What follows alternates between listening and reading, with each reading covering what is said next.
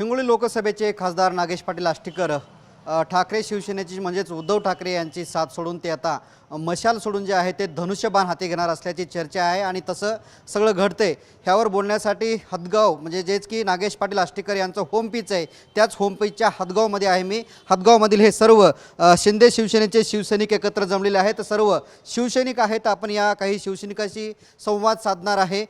खरं तर हिंगोली लोकसभेचे खासदार नागेश पाटील आष्टीकर हे जे आहेत ते पूर्वी ठाकरे शिवसेनेमध्ये आहेत होते आणि सध्या आत्ताच्या घडीला आहेत ते, मात्र ते कुठेतरी आता तिकडून या शिवसेनेमध्ये येणार असल्याची चर्चा आहे। याच्यावर तुमची पहिली प्रतिक्रिया काय? माननीय नागेश पाटील आष्टीकर गेल्या लोकसभेमध्ये भरगच्च अशा मताने निवडून आले। लोकशाहीमध्ये प्रत्येक खासदार असो आमदार असो प्रत्येकाला आपल्या समर्थकासह कुठेही कोणत्याही पक्षात जाण्याचा अधिकार आहे, पण यशवंतराव चव्हाणापासून ते उद्धव ठाकरेपर्यंत या महाराष्ट्रामध्ये कोणीही विकास केलेला नाही। एकनाथभाई शिंदेंनी गेल्या 2.5 वर्षामध्ये 80 वर्षाचा विकास या महाराष्ट्रामध्ये केलेला आहे।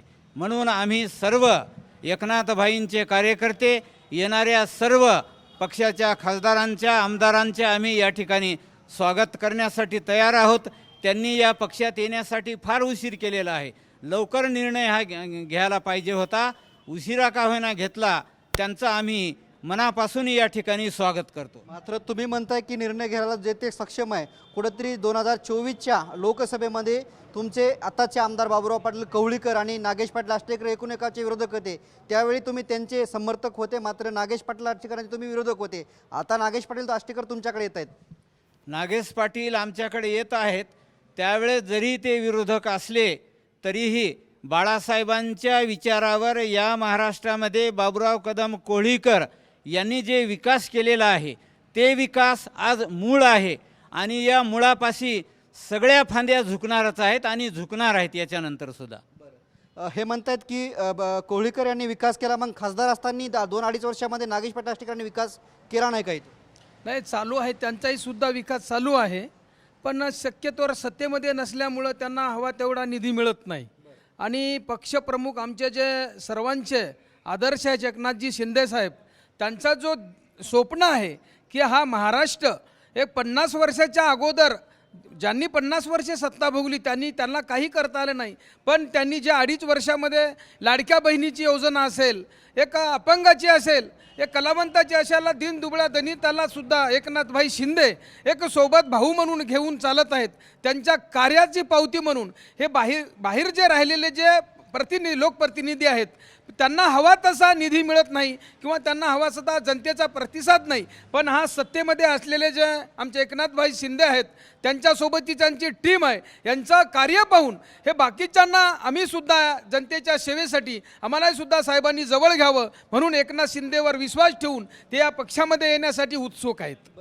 आपण बघितलं असेल तर 2024च्या लोकसभेमध्ये तुम्ही नागेश पाटील आष्टीकरांच्या विरोधात प्रचार केला होता, बाबुराव पाटील कवळीकरांच्या तुम्ही सोबत होते, मात्र ते आता दोघेही सोबत येणार आहेत। सोबत येण्याचं एकमेव कारण म्हणजे सर ठाकरे सेने शिवसेनेवरील नागेश पाटील साहेबांच्या भरपूर याच्यात नाराजी आहे, कारण यामध्ये एक नाराजीचं वक्तव्य त्यांना कोणताही निधीसुद्धा मिळत नाही आहे।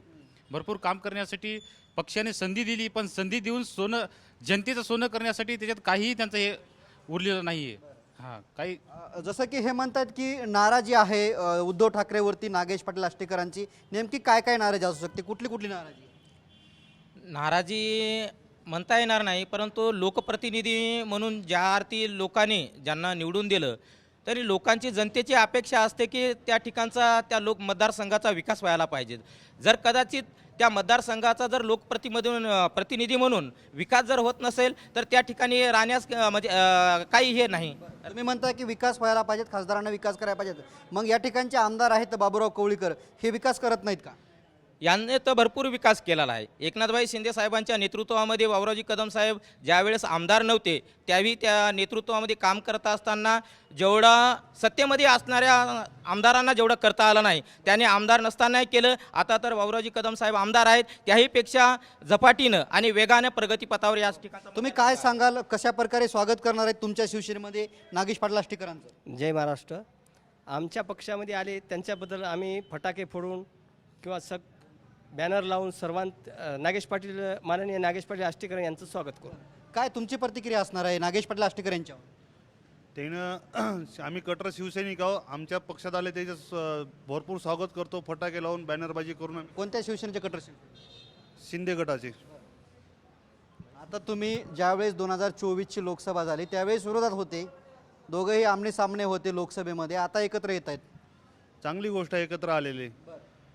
काय शिवसैनिक म्हणून, शिंदे शिवसैनिक म्हणून तुमची प्रतिक्रिया काय असणार आहे यावर?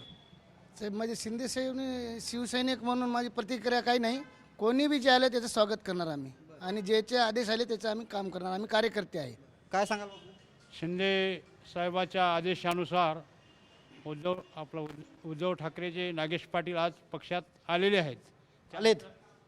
समजा येणार आहेत किंवा आलेले आहेत, त्यांचं आम्ही या शिंदे शिवसेनेच्या वतीनं अभिनंदन करतो. आणि हे सर्व शिंदे शिवसेनेचे शिवसैनिक आहेत. नागेश पाटील आष्टीकरांचं आम्ही आमच्या पक्षामध्ये स्वागत करतो, वेलकम करतो अशा प्रतिक्रिया दिल्या आहेत. बापू, तुम्ही म्हणताय की बाबा ज्याचा त्याचा अधिकार आहे, मात्र मतदारांनी त्यावेळेस ज्यावेळेस मशालला मतदान केलं होतं त्या मतदारांचं आत्ता काय? त्या मतदारांचं आज भविष्य हे धोक्यामध्ये आहे. कारण प्रत्येक मतदाराला असं वाटत होतं की नागेश पाटलांना निवडून दिल्याच्या नंतर SC असो, ST असो, OBC असो, आपला काहीतरी विकास होईल या उद्देशानं निवडून दिलं होतं. पण त्यांनी अचानक 5 वर्षे काम न करता मधीच त्यांनी या एकनाथभाई शिंदेंच्या पक्षामध्ये उमेदवारी किंवा नेतृत्व स्वीकारलेलं आहे. त्याबद्दल आम्ही त्यांचं स्वागतच या ठिकाणी. निश्चितच आपण बघतोय की हे सर्व हातगाव येथील शिंदे शिवसेनेचे शिवसैनिक होते.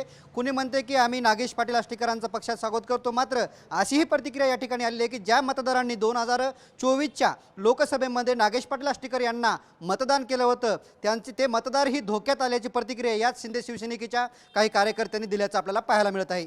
कॅमेरामॅन अनिकेत दहातोंडेसह मी रमेश चेंडके, TV9 मराठी, हातगाव, नांदेड.